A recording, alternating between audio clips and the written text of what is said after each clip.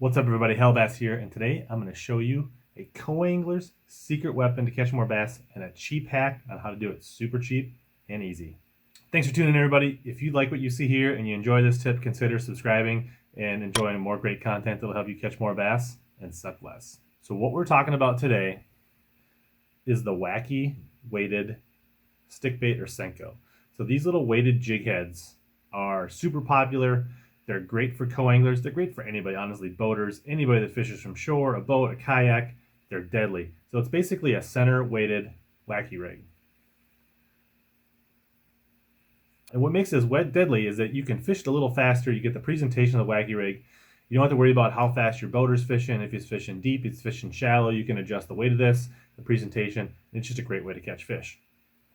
The downside to this is you end up stocking a bunch of different hook sizes, different weights, weedless, non-weedless versions, so many different versions of this that you could fill a whole tackle box full of these jigs, and that just takes up a lot of space in your boat or as a co-angler bag. So, and they're not cheap. If you get the tungsten ones or even the ones that aren't tungsten, they're kind of expensive. So if you stock a whole bunch, it's a big investment. So the better way, I think, is to make your own, and here's how you do it. Start out by putting a bobber stop or a sinker stop on your line like this. And then you're going to put on a small bullet weight. Depending on the size, this is a really small, like 64th ounce tungsten. You can use any size you want, like here's an eighth, quarter, anything between like a 64th up to a quarter to cover all conditions, wind, depths, speed, all good. And then you put your favorite wacky hook on. So like this one is a straight shank VMC Nico hook that I like to use a lot. There's a lot of different options depending on if you like the circle versions, the wide gaps, weedless, not weedless. It all really depends on what you want to do, but that's the beauty of this system.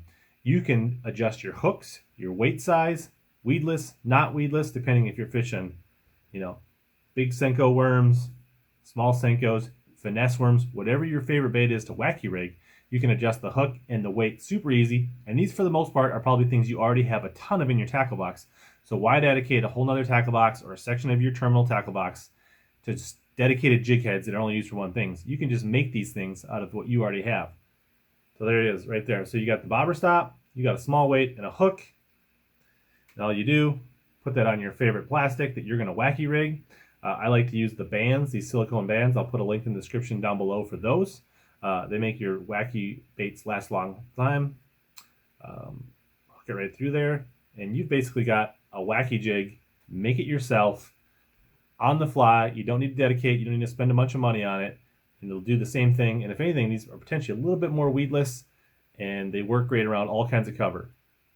Hope you learned something there. If you like that tip, make sure you sub for more great tips and tackle hacks.